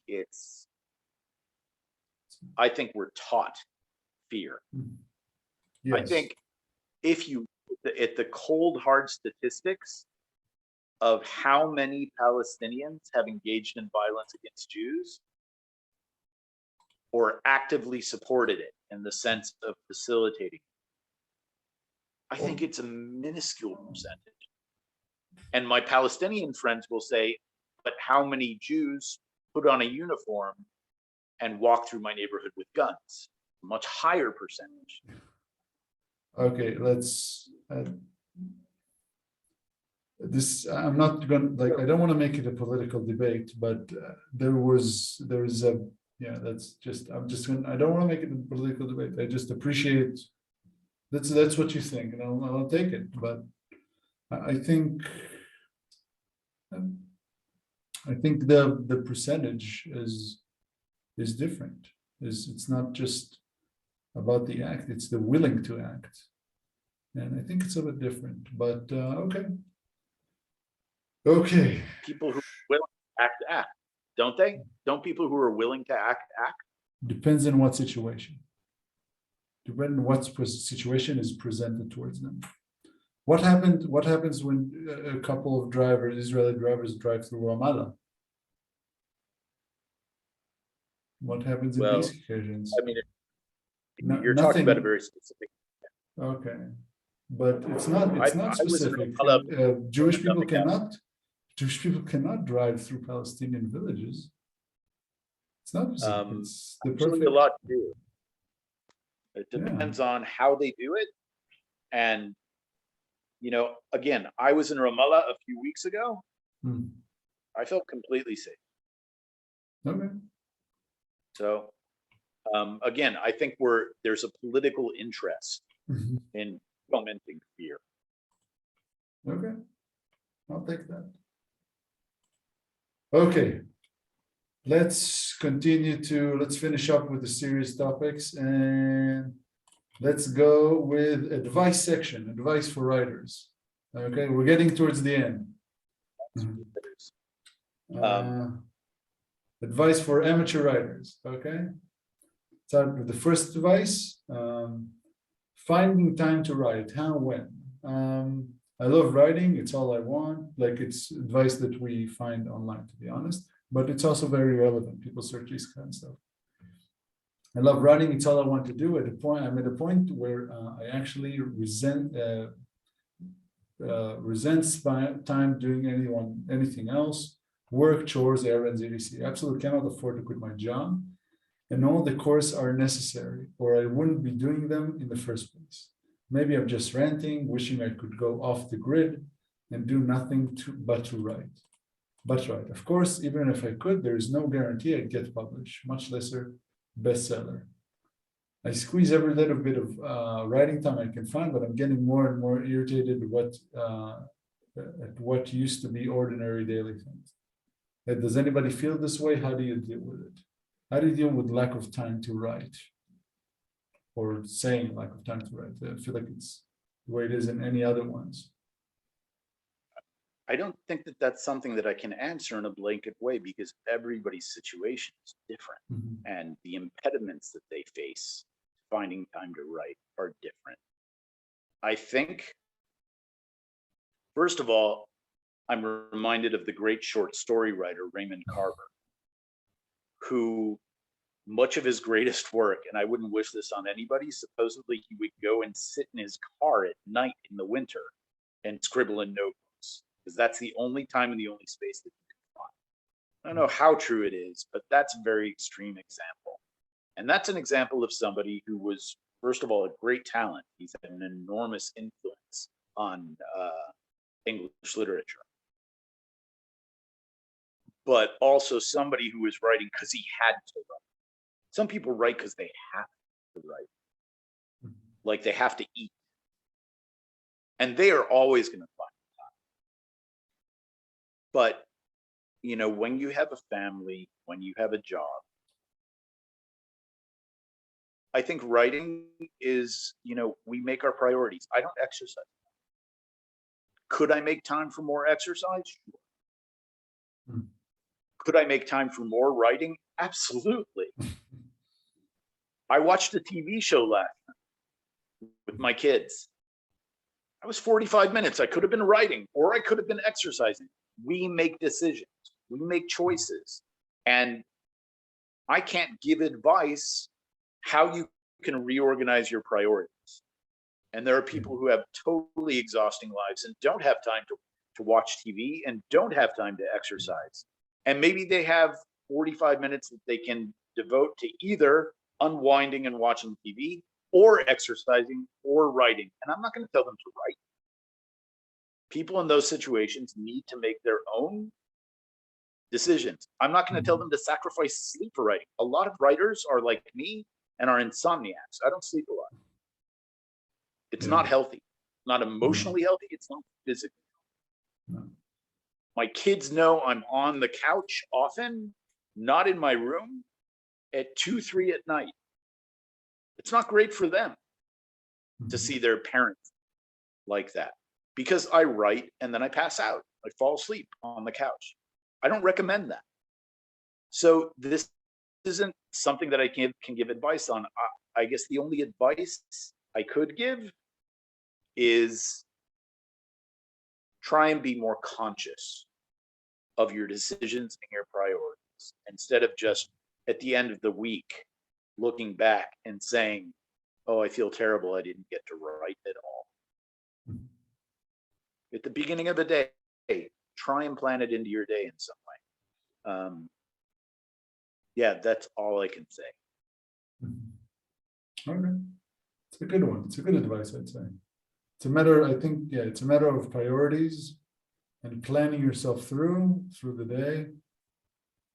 And it's not about getting off the grid. It's just, like you said, maybe I could go off the grid and do nothing but try. Some people do that. Sometimes it's not very healthy. I'd say find the time, make your priorities, become an organized person. Okay. How to begin marketing my first novel. That's a good one. That's the second advice. Approximately 10% through writing my first novel. As of now, I have no social media presence or online presence. I feel like this would be helpful marketing my book, but I don't even know where to get started. Does anyone have any advice for marketing on the first book, or in this specific case, or in general? How to market your first novel? Okay, so first of all, I haven't sold this novel yet. Yeah, I'm working on it. So my advice won't be authoritative. On the other hand, I do have friends who are published novelists, and they say their advice won't be authoritative either, because it tends to be very idiosyncratic. Most of them who have published novels have come through MFA programs. So there's sort of an institutional channel for it. I would say the first thing to do is just try and find other writers who are publishing and get a lot of different angles on how they did it. There is a ton of information, maybe too much information on the web about how to write a query letter to, and they don't all agree, but there are some things that they share, and I think it's worth spending some time looking at those things. I will say that there are 2 things that are the most important, or from what I understand are the most important. First of all, make sure that if somebody says, yes, I would like to read your manuscript, it's ready, and not just one chapter. Yeah. Do as much work as you can. And again, it's potentially infinite. My novel will never be finished, like I told my daughter. But make sure that before you even start, your manuscript is in as strong a form as you think will represent its assets. People are always going to ask you for edits, for cuts, change this. That's always going to happen. But make sure that the strongest points of it are as polished as possible. Number one. Number two, read lots and lots of query letters. And then don't just write one. Keep drafting it and redrafting it and redrafting it. I've now rewritten my query letter at least 500 times. And the agents that I've gotten to with my manuscript, I've gotten to, I'll be quite honest, through connections, through people who I know, who like my writing and who think I'm an interesting person, who have connections to agents. They're like, you should take a look at this, because they get so many submissions. And think about that one paragraph in your query letter that describes your novel. Imagine that somebody is spending literally 5 seconds reading that in a stack of 200 of them. Who's going to pick 10? Make sure that you have a strong idea of what you believe is going to get their attention. And make sure that that's right up front, because you're not going to get more than a few seconds of attention. It's just the nature of it. Yeah. I'd say there's also my other piece of advice. Yeah. My other piece of advice on this is don't take my advice. Yeah, I mean, seriously, don't take my advice. Get advice from somebody who's working in the industry. Try and find somebody who is, working for a literary agent, who has worked for a literary agent, who's worked as a publicist in literature. Talk to the professionals, not just the writers, because they're probably going to give you better practical advice than I will, or other writers will. Definitely.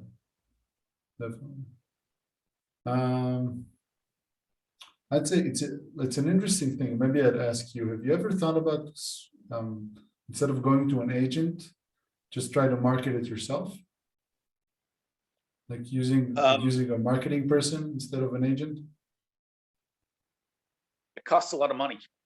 Yeah. You have to pay the marketing agent. Yes. There are ways to self-publish, and some people think that it's getting more advantageous to do that. I've read a lot of conflicting things on this.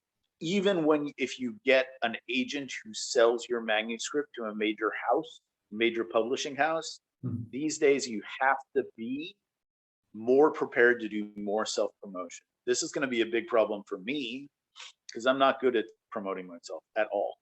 It's just not my strong point. I'm going to have to figure out how to do it.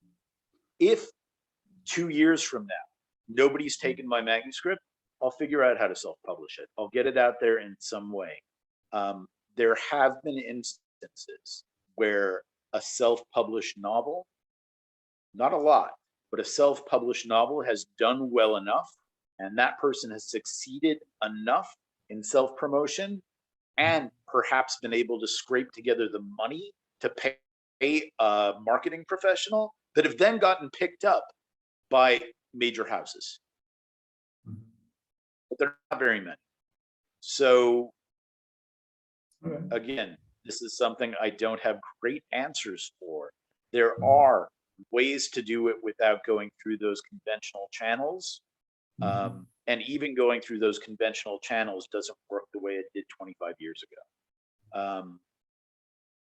And people have to make their own decisions, because again, there's some ego involved.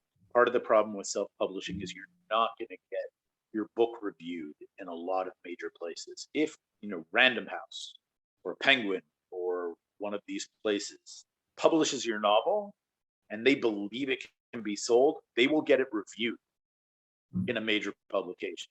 You're not going to be able to do that, I don't think, on your own. And that's just the fact of it. So if it's between leaving the file in my computer and just not doing anything with it, or throwing it up online in some way and trying to get it some attention, at some point I'll pick option B. But for now, I'm still really hopeful that that the agents who are looking at it are going to see it as unique with something to offer, and that its language is pleasurable, that it tells a good story, which I think it does. I believe in my book. Well, you should. It's good. It's very hard, very hard to believe you grow. Yeah. But I think if you don't, it's very hard to do anything with it. Yeah, it's good. Okay. If you need a marketing person, I know a guy. Will he work as a favor to you? No. No. He's my brother. Marketing and he's not people also need to make a living. Yeah. Marketing people also need to make a living. Definitely. Okay. Last advice and then jokes. Okay. How to protect myself from oversharing and plagiarism. First of all, I love writing and drawing my own characters and stories, but I usually end up keeping everything I produce as an artist to myself because of fears.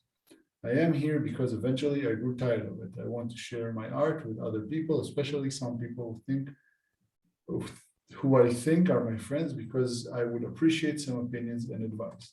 I've been told before that in order to protect products of my creativity, I'll upload my writing and drawing is filed to cloud storage and to cloud source service like Google Drive. They would be safer that way, just as they also would if I physical material copies of them stored somewhere. I wonder if there's any truth to what I have been told when it comes to stopping people from stealing your ideas, if not stealing your work too.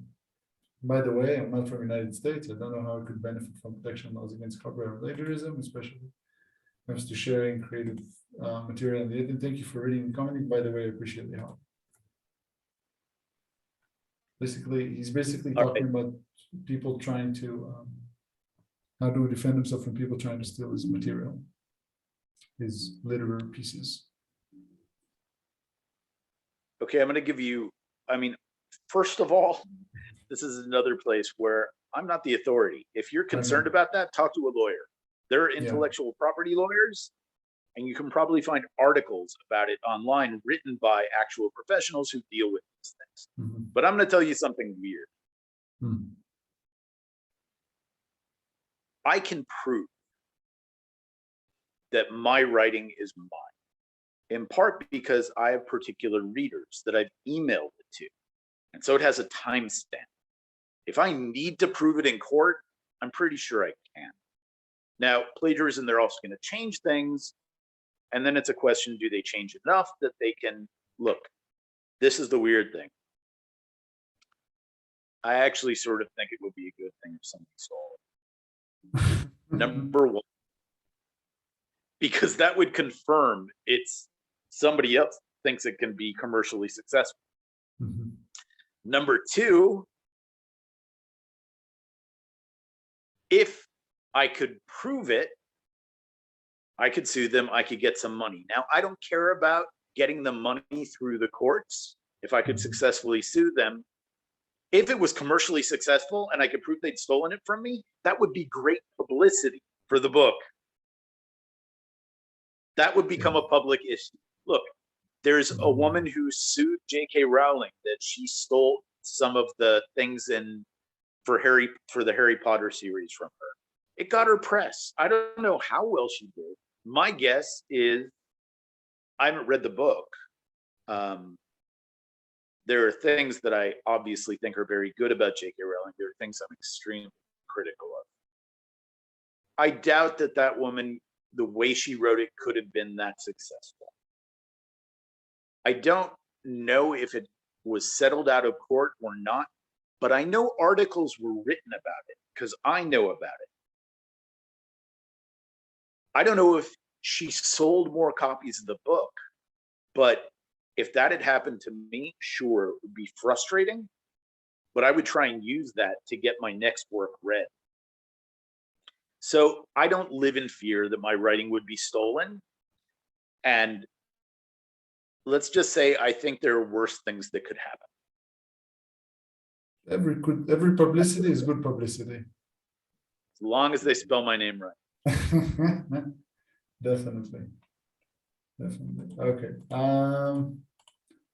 Okay. Jokes. By the way, that might be naive of me, but that's how I feel. No, it's like The jokes. every publicity is good publicity, but that's what I think, that's what I believe, and yeah, like even if you need to sue someone. Okay, let's start with jokes. I'm gonna do jokes that I told my brother here. Okay, so but he found it very he's like looking at me silently. So we'll see how you go. Okay. First of all, I think let's get this one. Okay. How do you call a teacher that start working on construction? Oh, you mean riddles? It's a riddle joke. Yes. A teacher who works on construction. Yeah. I have no idea. I'm not Teacher good at on a- riddles. I'm sorry. Okay. What? Teacher on a holiday. A teacher on a holiday. Yeah. Because he needs to complete some money because so he has to work in construction. Never mind. Okay. Never mind. Answer. Okay. Sylvester Stallone met Dwayne Johnson and they argued a lot. I heard it was a little rocky. Uh-huh. Okay. Okay.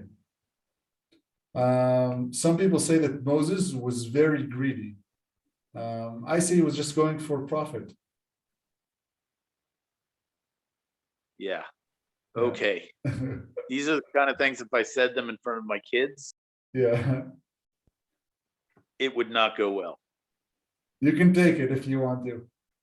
These are Sure. yours as much as they're mine. Okay. Okay. Let's get Let me ask you one. Yeah, okay. How do we know that Jesus was Jewish? This is going to get me in trouble, but how do we know that Jesus was Jewish? It's no censorship. Nobody cares. How? He was in his 30s. He was living at home. He was in business with his father. His mother thought he was God, and he swore she was a virgin.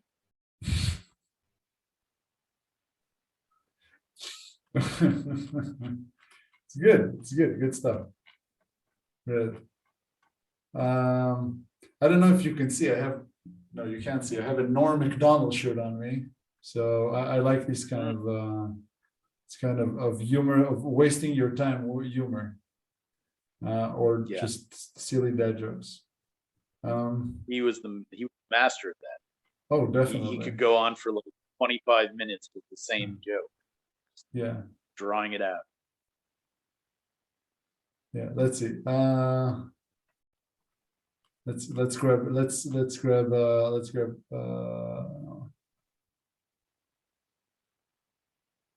Oh, that's a good one. That's an old one. That's a Norm one. Okay, but it's not really his. I'm giving credit. This is respectful.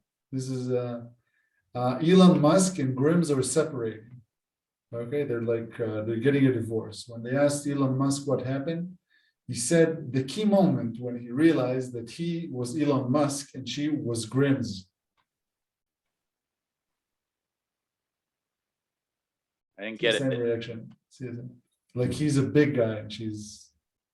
No, never mind. Okay. I'll tell you a joke that my daughter made up. That's actually pretty good. Okay. What's the difference between a teacher and a train? A teacher says, spit out your gum, and a train says, chew, chew.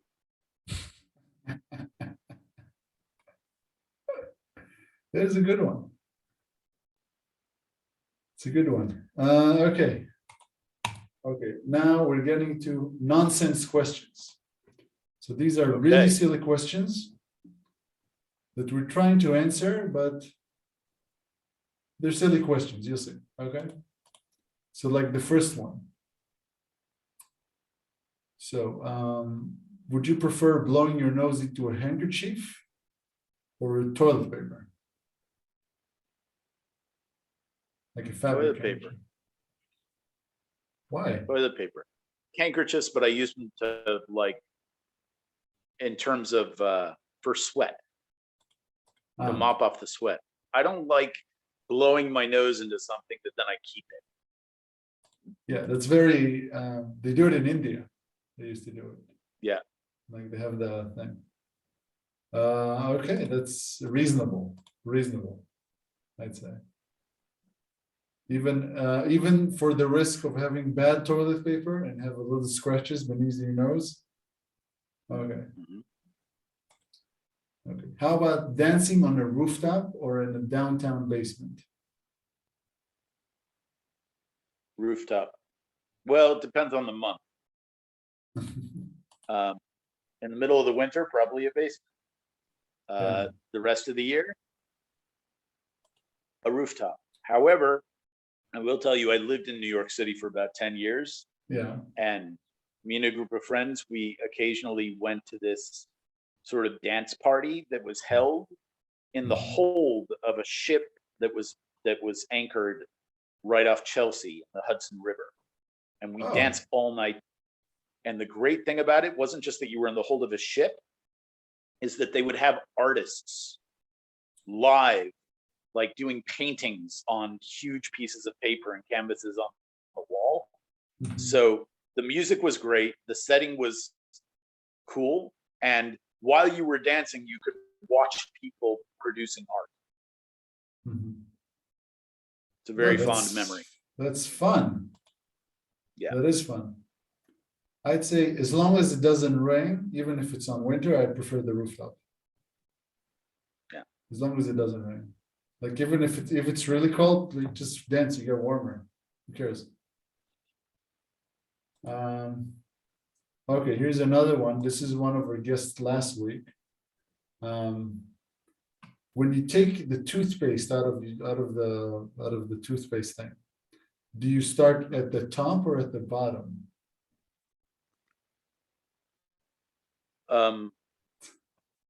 I'm embarrassed to say this. I squeeze from the middle. But then you split them in half. But that the best way to do it is from the bottom, but I've never been able to do that habitually. I just squeeze it from the middle, and then I probably end up wasting toothpaste. But that's how I do it. It's okay. You don't have to feel bad about it. It's I do it the same, but every time when he preaches the end, I start folding the down part, and then I get all the juices out, all of it. So that's, you can eat your cake and you can have your cake and eat it too. It's all right. Let's see. That's a bit more of a thing. Would you prefer writing on a computer or feeling a little bit nostalgic on a typewriter? Computer, always computer. Always computer? Always computer. Okay. Okay, I think we're done. Thank you very much, Ori. I really appreciate you coming in today and talking about these things. It was a pleasure for me to host you at any point. Okay, each and every point of it. Even if sometimes I hear things that are uncomfortable for me, but this is just the way life goes. Yeah, it just is. Well, thank you for the opportunity to make you uncomfortable. Oh, thank you very much for making me uncomfortable. It's nice. It's a nice feeling. Yes. So if you're interested in, if they're interested in reading your essays or your book, where do people should go? Well, I have some, political writing that you can Google. I've written some op-eds, but my unpublished writing is obviously not for circulation yet. But I'm hoping within a year or so it will. Okay. So where could they find your like other than Google, where could they find specifically your writings, your political writings? I published pieces in the Forward. I published a piece in Moment magazine. I've published in Haaretz. I haven't published anything recently because I've been putting all my time and energy into the book. But those are the main places that I've published. Thank you very much. If you enjoyed today, and even if you didn't, you can share, subscribe, or comment. Keep up liking. We have more and more views lately than subscribing, and it's fun to host other people and just not making always nonsense with my brother. Next week, as we said, we have a special guest, that's going to talk to us about the Ukrainian-Russian war. Should be wonderful. We have other guests coming in. We have a doctor of linguistics next, and it's going to come in. And we have a science teacher that is going to come in very soon. So it's going to be very lovely and very nice. Thank you very much, Dr. Weisberg. And I hope to hear from you soon and see how this book develops. I will read it when it comes out, definitely. Thank you. Definitely. Thank you for the time. No worries. Thank you for your time too, definitely. Okay. Be well. Okay. Be well.